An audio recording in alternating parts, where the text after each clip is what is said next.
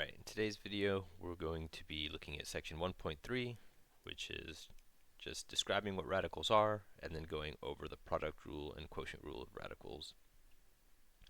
So what are radicals? Well, radicals are fractional powers. So they're kind of like exponents, but instead of having whole numbers like 3, we have fractions. So radicals, what would we write x as 1/2 to in a radical? It would be the square root of x. So radicals are rational exponents, which basically means fractions as powers. Cool. So what does the square root mean? What does the square root of x mean? Or for that matter, what does the square root mean in general? Well, if I asked you what the square root of 4 is, I'm sure a lot of you would be able to tell me that it's 2, right?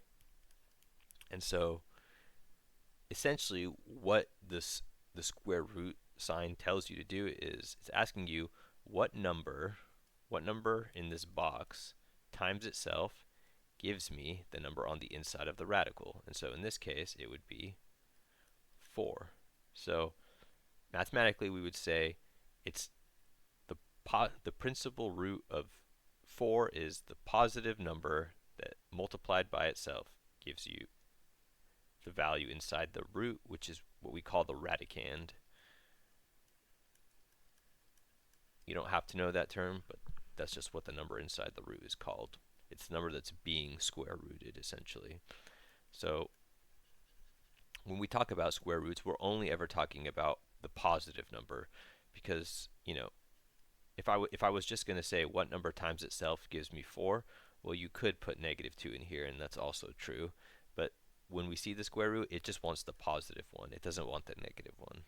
Square roots, roots in general, only talk about the values that match the sign of the number inside of it, right? So if 4 is positive, that means the answer to this is going to be positive 2 because the 4 is positive. Cool? All right. So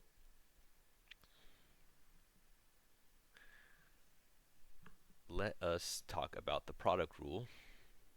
Just like exponents had the product rule, so too do radicals. So product rule of radicals. And because we just said radicals are fractional powers, well, it tells us that, you know, if we were multiplying these two things together, if we wanted to write these as exponents, well, we have the square root of x is x to the 1/2. We'd be able to write this as x to the 1/2 times x to the 1/2. Okay, so where does this 1/2 even come from? Well, notice that the power of x on the inside is a 1, right? If you don't write a number up there, that's essentially what you're saying. It's a 1. And then because it's a square root, we're asking what number times itself 2 times gives us the number in the middle. There's technically an invisible 2 chilling out here. So you put the number on the power of x at the top and the power of the radicand on the bottom, or sorry, of the radical on the bottom. So since this is a square root, the power of the radical is 2, and so it becomes 1/2. So for instance, if we had x to the x to the third power, but it's a fourth root, if we wanted to write this as an exponent, it would be x to the 3/4. Okay? So if we wanted to use the product rule of exponents that we learned last lecture, it's that we can, when the numbers have the same base, we can take the exponents and add them together to get the value, right?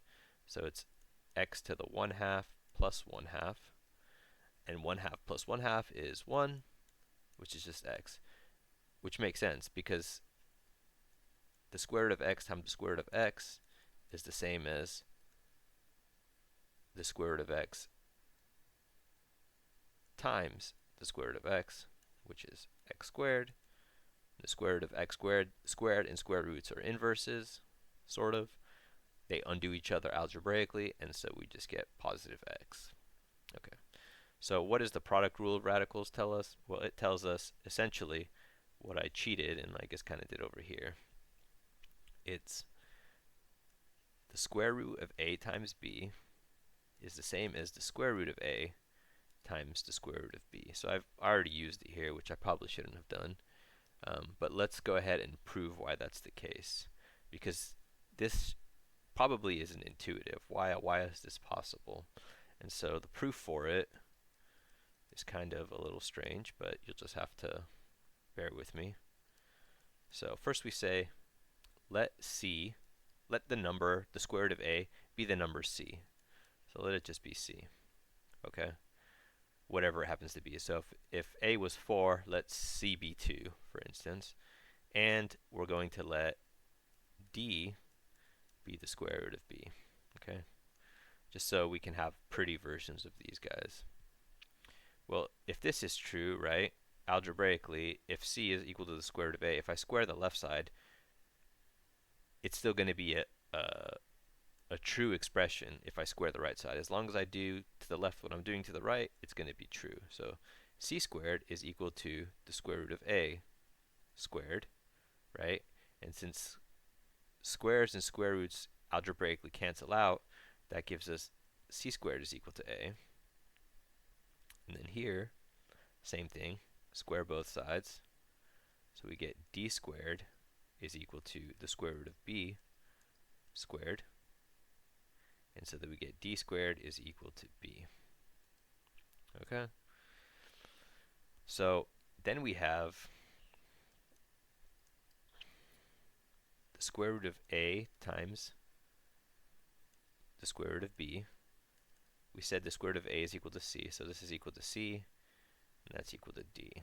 Okay, so the square root of a times the square root of b is equal to c times d.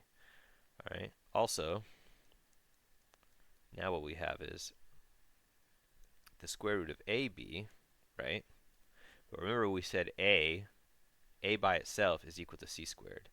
So this is equal to c squared times, and b by itself, without the root above it, is equal to d squared, right here. So essentially we're using this line right here, times d squared.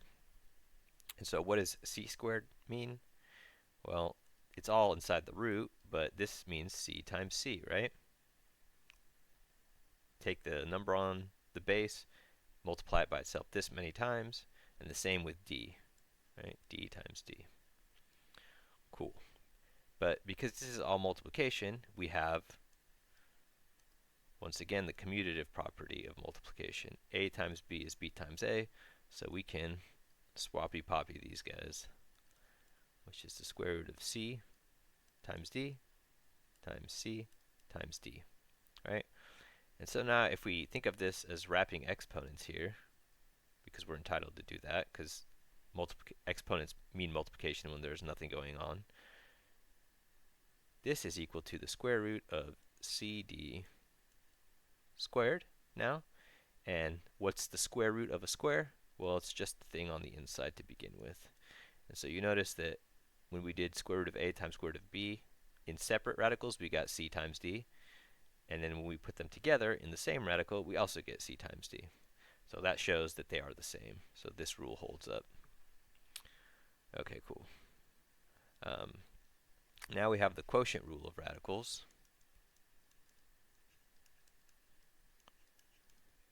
If you have any questions about the proof, you can ask me in office hours or just by email. The quotient rule of radicals is kind of like, similar to this one. It's that the square root of a over b, remember that quotient means fraction, is equal to the square root of a over the square root of b. And so the proof to this, like to prove this one, is very similar to the proof we just did for the multiplication one. So I'm not going to show you it. If you would like to try it on your own, you're welcome to, but it's not anything you're going to be tested on. But you can try to prove it to yourself if you're feeling courageous. So we'll call the end of this lecture here, and in the next lecture we'll go through reducing radicals, adding and subtracting radicals, and rationalizing denominators with radicals. See you in the next lecture.